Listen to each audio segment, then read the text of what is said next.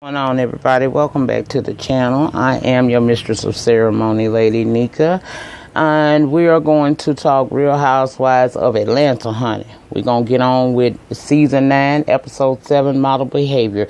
But before I begin any of that, I want to say I hope you all, happy late Merry Christmas. I hope y'all had a good Christmas. I hope y'all had a really nice Christmas, whether you were with your friends, your loved ones. If you had to work, I hope you were able to come home and, kind of partake in the day. And I hope y'all ate good.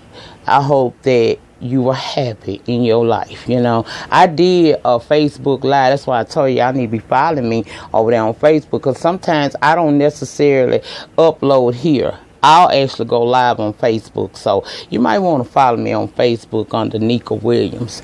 Those of you who are not already following me, again, I hope y'all had a wonderful Christmas. I'm looking forward to this weekend, bringing in a new year. The Lord say the same, only if he say the same. And I may do an end of the year video where I talk specifically for y'all, to y'all, about how you all have made me feel and how much I appreciate each and every one of y'all that watch me each and every time I upload from this channel. I appreciate that. And I do want to say, if I just happen to not be sober enough to do it on New Year's Eve, that I do thank each and every one of you who have come along, those of you who stayed.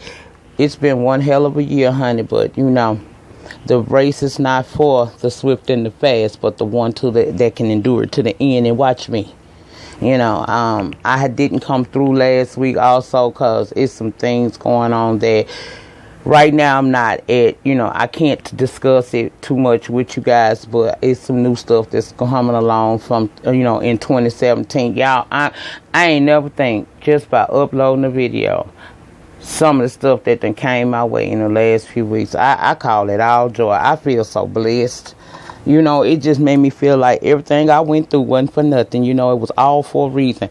Because whoever thought that being on this little old YouTube channel with my little subbies and just, talking shit and swallowing spit would lead to some of the stuff that then been sent my way over the last couple of weeks, and especially last week. But we'll talk about it more as I'm able to. Just know that, bitch, your girl, I ain't think it was possible. And they said I wasn't shit but old gap teeth scammer. I can't tell. Joanne got famous. I guess I'm finna do it too, because no matter what I do in life, some people gonna always find fault with me. So it is what it is. But for y'all that just stuck with me, that came along to see what the people was talking about and so didn't see what you were told that I was gonna be, and decided to click the subscribe button, and you've been chatting with me ever since then, I want you to know that sincerely, from the bottom of my heart, I truly, truly appreciate each and every thing you guys say to me, even the negative shit, because I'm not a bitch that can't take, you can read me too. I can be told when I'm wrong about some things, and I have met some wonderful people as a result of that debacle that I suffered in April. So I count it all joy. I go into 2017 with a positive attitude, no ill will. I just want to live and let live. I'm not concerned about what nobody else is doing, because when you take your eye off of your own business, that's when your shit slack. And I ain't the one to be a slacker on nothing I'm trying to do around these parts. Now, I done spent 3 minutes talking about that. We'll talk about that on Fuck Shit Friday, because it is coming up today. Y'all gonna get the early edition, but we'll talk about that more at that time. Right now, I want to go on and get the Real Housewives of Atlanta out the way, because I know a lot of people just be coming to see what the fuck I'm going to say. So here it is. You want to hear how I feel about it. Portia look good, don't she, y'all? She's a very pretty girl. Very pretty girl. Well, she's going over to Phaedra house because, she wants to be a mom. And she figured if I watch Phaedra kids, that'll kind of give me a little idea of what's to come. And, I can know whether or not this is really for me or not. So she go over there to let Phaedra have some me time. My lips feel dry, and I know they ain't. Let me just wipe this over them right quick. Hold on. But she going over there to Phaedra place so she can let Phaedra get out and pop pussy for a real nigga for a minute, because she done been had them kids, and I don't think the Mucinex lady do that babysitting thing like that there. Now, when you go out of town, ho, and you cut a chick, I'll watch them, but in the meantime, in between time, I ain't watching no kids, so you go pop pussy. Anyway, Phaedra lead. I'm cheering woke Portia ass out. Hell, I think wasn't it Aiden that said he don't even trust her ass. She wind up having to outsmart them kids to get them kids to go to sleep. And I don't know where the hell Phaedra went. I guess that dick went long, because that bitch didn't come back to 10, honey. And she was telling her how smart her kids is and how she had to try to outsmart them. And Phaedra just sitting there looking at her. Then that damn Portia gonna tell her that she is once per week, she'll watch her children for her to allow her to go out. Phaedra talking about, girl, I might need some advice on how to go on a date. It's been so long. Portia told her, girl, ain't nothing, just grease your lips, both sets. I holler. But I thought that was real nice that, you know, I talk shit about these people because that's what I do, and shit, it ain't no harm in it, honey. It's all shits and giggles to me, because I don't give a shit what none of them doing. But I talk a little shit about Portia and Phaedra all the time, but I'm gonna tell you something. I like their friendship that they have. The dynamics of their friendship is very nice. I love to see them two interact, and they actually entertaining when they together, not shading bitches. So I like that, and that was sweet of her to tell her, I'll come through once a week to allow you to have some time out. Because as a single mom stuck with two very active young boys, I imagine that can be hard on her sometimes when she ain't got to call the nanny. She can at least call Portia. Now, we see Cairo next, and he done made the decision he wants to become a model. And Sheree has taken on Chateau Sheree. Okay, that whole name Sheree. Well, Sheree has decided she gonna be the momager, honey. She done got him this photo shoot set up, talking about that she got to build his portfolio if she gonna be putting him out at different model agencies, trying to drop, some resumes and things of that nature. So that's what they doing, and that boy look good. I mean, he grew up from child. That's that awkward child that that frog that turned into a prince or some shit like that. Because that little boy, he wasn't the cutest little thing when he was little, and Sheree had him on this show, but he has grown up to be a very tall and handsome man. So I was here for that. And child, next thing you know, while he in there getting oils and shit sprayed all over him so he could be sexy in his photo shoot, in comes Bob. Now Bob ain't had not a lick of fucking sweat on him, but the minute he took that jacket off, is he on caffeine pills? Because I know they'll make you sweat. What the fuck is Bob on? Why he always sweating like that? He was making little jokes here and there. He showed up to support Sheree and his son. And Sheree likes the fact that he's doing that. He told Cairo, when they put you in a Speedo, son, that's when we out of here. But it was cute. It was all fun. I ain't had no problem with that. Now let's go over to more manner, shall we? And we got Kenya that got on the phone with her dad, and she telling her daddy about her and Matt not getting along, and the incident where Matt kicked in her garage door. And daddy say that don't sound like, that ain't what I want to hear. And side note, not being funny, but is something wrong with Kenya's dad? Because he speaks very slowly. You really have to put some thought into hearing what he has to say. Is he remedial, y'all? I don't know. I don't want to make fun of the man, but shit, he do sound funny. But bottom line is, Kenya's finna fly him out to try to help her get things together with Matt. And I personally did not understand that, because as a woman of 44 years old myself, there ain't no damn way I'm finna call my daddy to come and take care of a situation that I got going on with a guy. Either we gonna work it out or we ain't gonna work it out. But at 45, why you need to enlist your father to help you? I don't know if she feel like she needed some support or whatever, but she told him to go ahead on it. He told her to go ahead and send him a plane ticket, and he gonna roll out there and check on her, okay? Noel and Cynthia, they walking their dog, reminiscing about Cynthia said they been there 6 years. Noel said it feel more like 6. I don't know what the fucking difference would have been. It's either you feel like you've been there a while or you feel like you ain't. But anyway, she receives a call from, I think, Flavia or whatever her real estate agent name is. If I fucked it up, sorry, but it's not a main cast, so I'm not really, but I don't like fucking people name up. Real estate agent called and say that that offer she made on that house was accepted. So bottom line of that part of the story is that Cynthia is now moving to that beautiful lakefront property that we seen. Kudos to you, Cynthia. You deserve that, girl. I'm happy for you.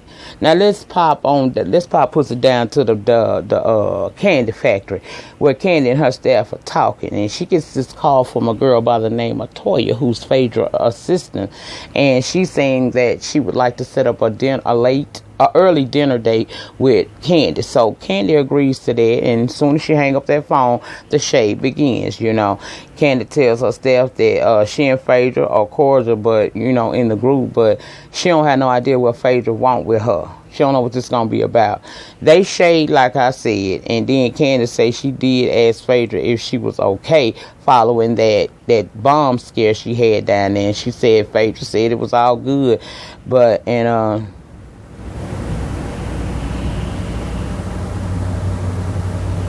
she's saying that it was all good, but then Candy saying that Phaedra be faking all the time. She never keeps, she need to be on How to Get Away with Murder because she always creating a story. That's what the fuck that really was. We gonna dip back to them in a few minutes, but let's go over to Phaedra's office because see, Drama Mama had stopped by to see Phaedra. His mama say that she ain't got nothing to fear from Drama and that he wouldn't hurt her. Phaedra said she didn't feel like he would, and she realizes that the press sometimes sensationalize stories to make it appear as if it's not what it, it's more than what it actually is.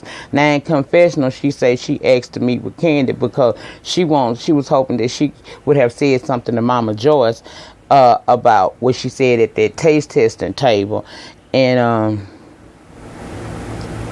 she felt like that was inappropriate and disgusting. Now, let's go back to the candy factory because we finna flip from one scene to the next. Candy down at the factory telling the crew what Mama Joyce said. He gonna fuck you up. He tired of being fucked over. Okay? Then it switched back to Phaedra with Drama's mother.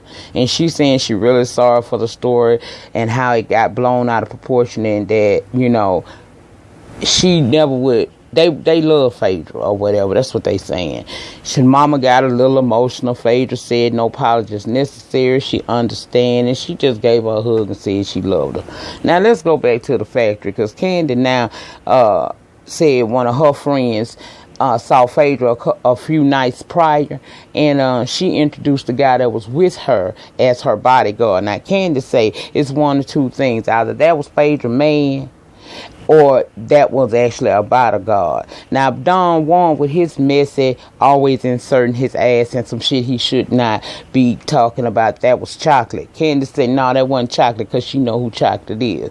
Candace said she feels her and Phaedra are good, speaking when they see each other in public or around the crowd, but rebuilding what was no good. She wasn't here for it. And I agree with her. If the shit dead, let it lie. Let it die. Ain't no sense in holding on to shit that's gone. You know what I'm saying? Sometimes in life, people come in your life for a season, and sometimes they come for a lifetime. You just got to figure out what you're dealing with when you're dealing with it, dealing with each individual person. I don't have a problem with letting some shit go. You know what I'm saying? If we was cool once upon a time and there has been a great divide, then I say live and let live. We don't need to have no conversations. We don't need to text each other. We don't need to shade each other. We don't need to say shit to each other. What we need to do is move on with our prospective lives as if the other person was never a part of it. And I have made it a way of life for me to be that way. I am not that type of person that keeps harping on stuff. That's the reason why I didn't understand why did they even have this meeting. And of course I know the bigger picture is it's for the show. The producer said they had to do it, but to me this was a disaster waiting to happen. It's like me sitting down with people that I have used to be cool with, and now I'm not cool with them no more, and I have no desire to even be in their fucking life no more, and hope they feel the same way about me. but I'm gonna sit here and have a conversation with you. Nah, bitch, if we happen to motherfucker see each other, you know, down at the, you know, whatever, we might happen to run into each other at the Black Eye Summer, any damn thing. Hey and bye. I ain't trying to have a conversation. I ain't gonna sit in my crew and talk about you. I hope you would do the same, but you know, hey, it is what it is. I just think that when relationships die, people need to let that shit dead. It is what it is. It was what it was. It ain't what it ain't, and that's it. Once you dead to me, I bury your ass, because I don't feel like it's necessary for me to continue to try to dredge up old shit. You know what I'm saying? Because I'm a bitch that when I move on, I move all the way on. And I move on happily, quietly, and productively. I ain't gonna revisit nothing to say nothing about you. I'm not gonna bring up no shit about you that I don't even fucking know. You know, because I don't talk out my ass. I mind my business and I do me. And that's what these two people need to do. They need to let that shit go, instead of continuously trying to put these girls together. Y'all see that this relationship is clearly dead, but for ratings, this is what they will put you. I'm so glad that, you know, I couldn't be a part of a reality show, not this kind, because when we done, we done. Ain't gonna be no kumbaya, ain't gonna be no one more try, ain't gonna be none of that motherfucking shit. Bitch, bye, get the hell away from me, and I'm sure get the hell away from you. That's how the fuck this shit be. But they wanna continue trying to make these girls be friends again, or at least bringing them together, knowing that the outcome is only gonna be disastrous, and I don't like that. Now, child, Portia. Let's talk about Portia again, because somebody told me down in the good old comment section that I'm too harsh on Portia. Well, I call it like I see it, okay? With my faves and with my least fave. I'm sorry I don't say what it is that you probably want to hear from me, but I'm fair and I'm impartial. And they, you know, I'm just not... Portia, I can't give her no pass, because every time I try to give a girl a pass, she says something that's blatantly stupid. What do you want me to say? You know, every week you want me to be on the review talking about how nice she dressed and shit? Nah, I'm gonna call her ass out on her shit. Now, I'll try to remember that you care about her ass when I say certain things, but I call it evenly, you know, and it's like I said, nothing I say on any of these reviews is written in stone, and it's not me trying to be ugly. I ain't doing nothing but shits and giggles, honey. I'm calling it like I am, dropping some little grain of wisdom, and it is what it is. I don't know none of these motherfuckers in real life, and if I did, I tell them about this damn channel and what I said. I call that shit like I see it. I may not, if I get to know you, I know you're on a different level now. But based upon what I seen at the time that I was introduced to you on TV, this is what you giving. Now they finna have a family dinner with Todd. Okay, Todd standing up there, he got some pretty ass teeth, but he was nervous as hell, and you could tell he was nervous too. And side note, Portia mama sure look good for her age, you know. Real, I mean, I wouldn't have really went for that long blondish look, but I mean, to each his own. But I give a bitch her props. Portia mama looked very nice. Apple don't fall from the tree, because Portia's a very beautiful girl as well. Now Todd, he at that table, he being real quiet when Jose, the brother, asks her how long they been dating. That's when Portia got to chime in. She say last time they was dating, it was between 24 and 26. And she admitted she was a bit immature and tells her family that, this time they gonna really try to work it out. It's revealed that he has two kids, 14 and 16, and they asked him would he want to start over. He hesitated for a minute, but then he said under the right circumstances, he would go ahead on and do it. Or Lauren admits that she was a bit skeptical about him at first because Portia been hurt before, and Todd assures her that he is in a good place with Portia right now. He genuinely cares for her, and his intentions are good. He goes so far as to say he loves her. And Portia looked like that was the first time she had heard this. So if that's what's going on for you, Portia, kudos and congratulations. I hope like hell it turned into what you want it to be. Now, Kenya, We see her, she done picked up her dad. He impressed with from the driveway all the way to get in the house. He said it looked really nice. It ain't no piece of shit like it was before. Dad ain't got no motherfucking coupe. While they was outside, when they drove up, he noticed that garage, and Kendra remind him that's what Matt did when he was drinking that night, and I wouldn't let him in. He said no matter how mad Matt get, he should never go that far. And again, he sound remedial as fuck to me, but that's what he said, and that was fact. Now inside, Kenya is, again, like I said, he impressed with how good it looks in there. Cause I seen the shit. Man, that girl got a nice house. I get her that. Her and Sheree both got nice homes. I don't think Sheree's finished or nothing, but they both got nice homes. They got something to be proud of, but I don't know, child. Anyway. Well, she fixing him some food because he say he hungry. And they go to talking about Matt, and Kenya say she sure Matt loves her. But Daddy say when you go from being nice to doing mean things, he don't understand that because love is kind and it's patient.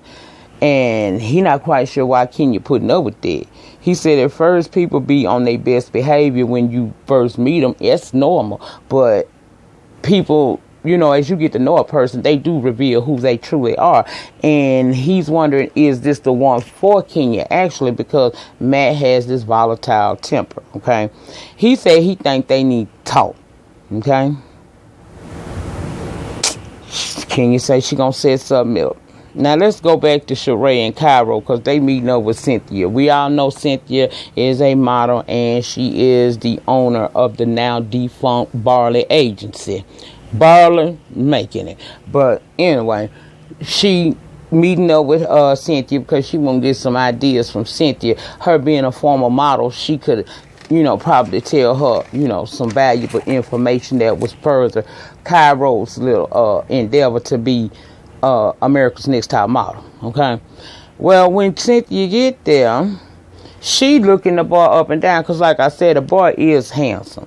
Cynthia was looking him up and down, sideways and everything. And Sheree say she caught that, but in confessionals, she might as well calm down because it ain't going down in the DM tonight. And I said, child, girl, I don't think Cynthia, he good eye candy. Ain't nobody want that boy.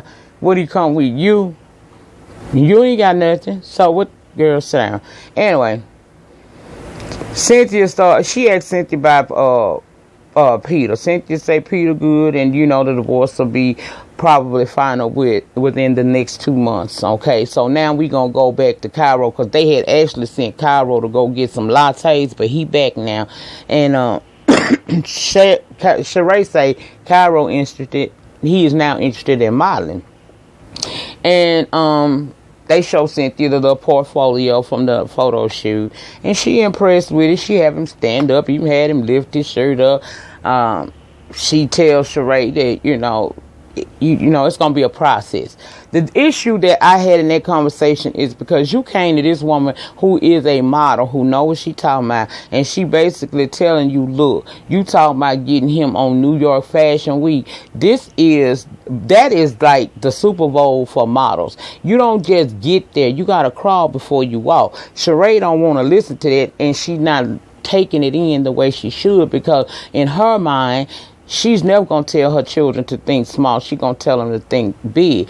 Cynthia's only trying to tell this bitch it's a process. He ain't had walking class. He already very tall, which is going to cause some types of limitations with him.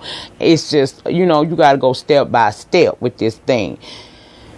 I'm like, girl, you should understand what this woman is trying to tell your son. She not saying don't always encourage him to excel. She's saying be mindful of the fact that it don't happen overnight. You crawl before you walk. And you should be the main one to understand that, because it done took you 964 years to build a house and it's still not fucking completed. So I don't think you should have taken what Cynthia said the way you did. But Cynthia told her she willing to, consult with her, to help her out with her son and all of that.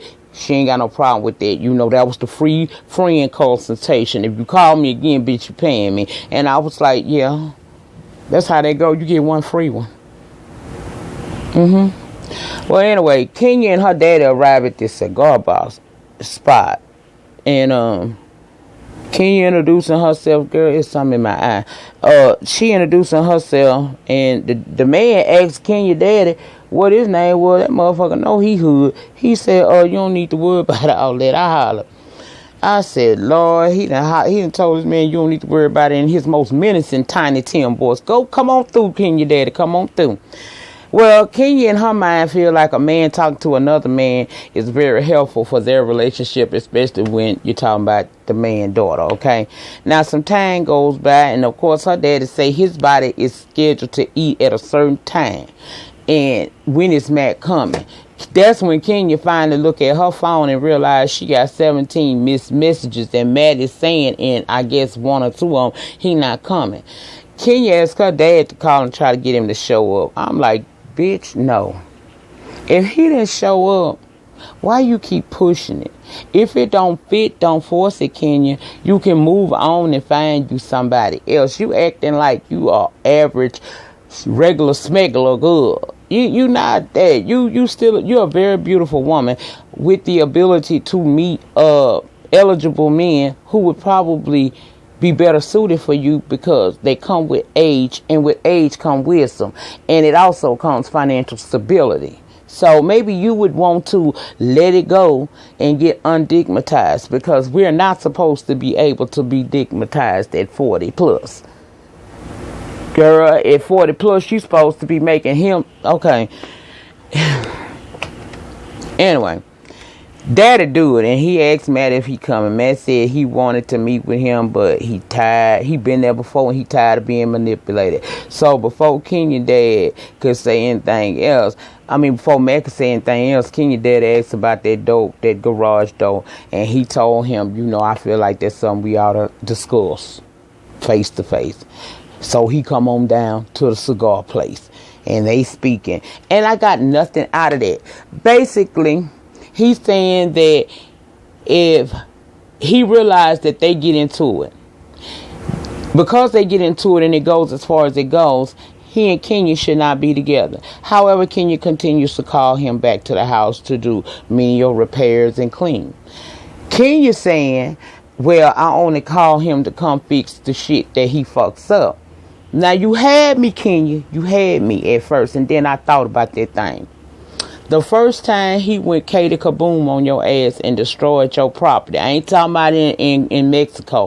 When he was at the Moore Manor and he tore up something the first time, that was your indication to go ahead and leave this boy alone. You got enough coin to where you could have done the repairs or had the repairs done, and you let him go. Because when you call him back, even though you calling him back because you feel like he need to fix that shit he fucked up, in the book of his mind, that's you wanting him back. And apparently he's not too far off in that assumption, because you lay up with him. Y'all get back together, and then y'all do this all over again. The bottom line of that was, like that dad said, y'all either gonna make this work or y'all ain't gonna make this work.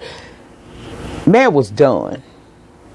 That man told him, he said, if you love her or you want this, don't walk away, fight for it. But if you done and you truly done, go down there and get in your truck and don't look back. How about he looked at Kenya a minute and walked right the fuck off and went and got in his motherfucking truck? Kenya let this shit go. We already know what it is now because we seeing it play out on IG. But the point is, see, you give people ammunition to say shit about you because you refuse to think like an adult. Your mouth is Lisa. He ain't old enough to know how to process that, and that ain't your fault. What that just means to you is he ain't ready for you.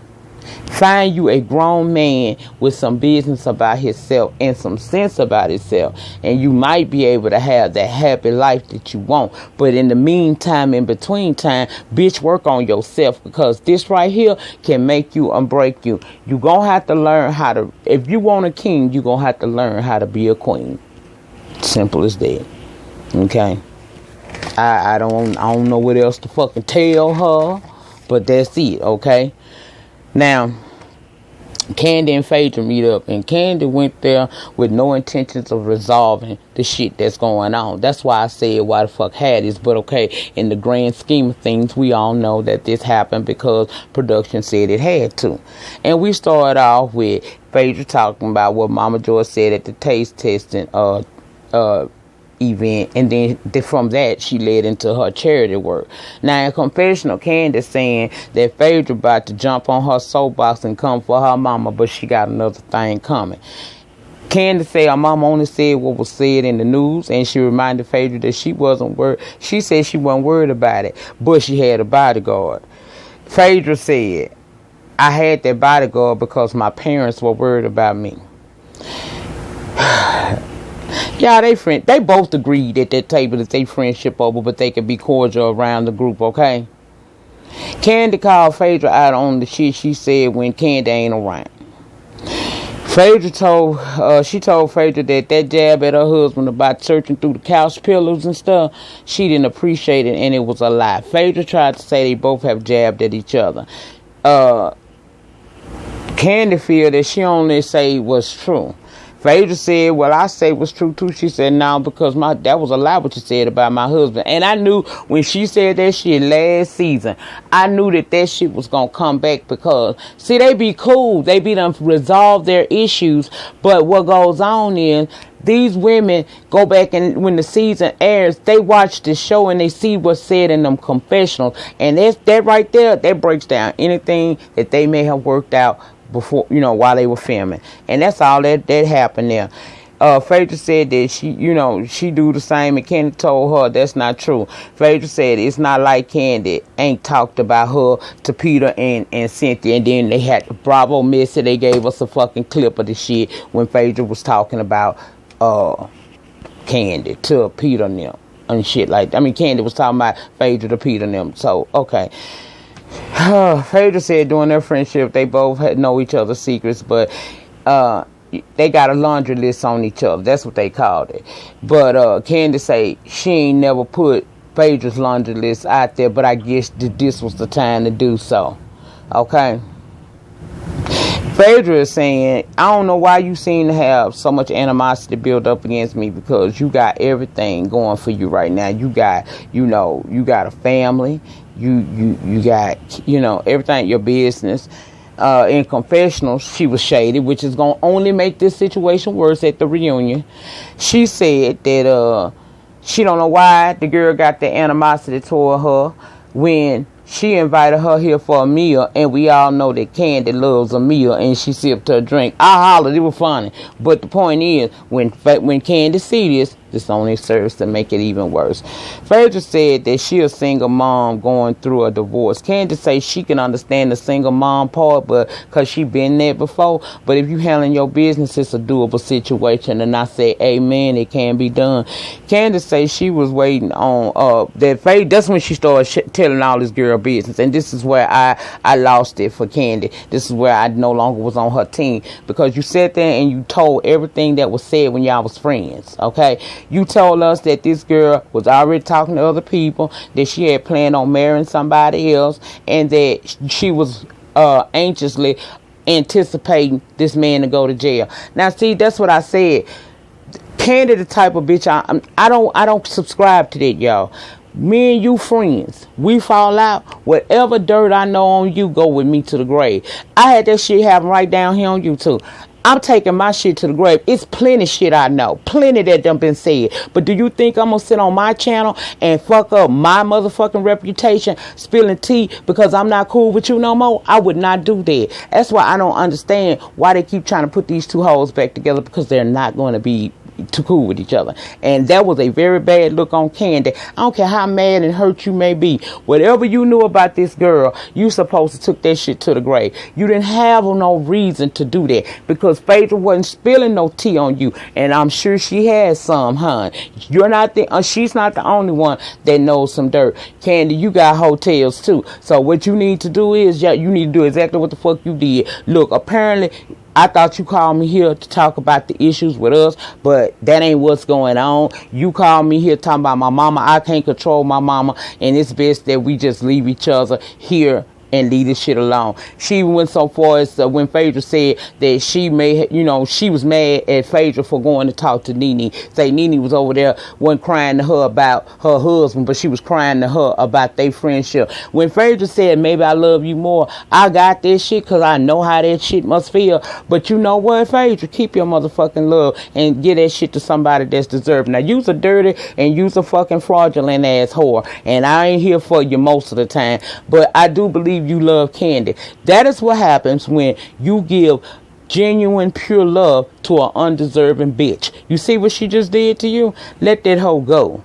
Tell Andy and them, if this is a part of my contract that I got to deal with her, cool. But don't be trying to put us in those scenes and try to work there now. Because I hate this bitch. I don't like this hoe. And it is what it is. Because I swear to God, I could never be her. I would not have had that. That conversation would have went all the way to the left. Soon as that bitch would have brought up my motherfucking business, I probably would have came all up out of her bag. You see a bitch sit here, be cool now? Get to popping my business in my face. I'm going to fuck you up right then and there.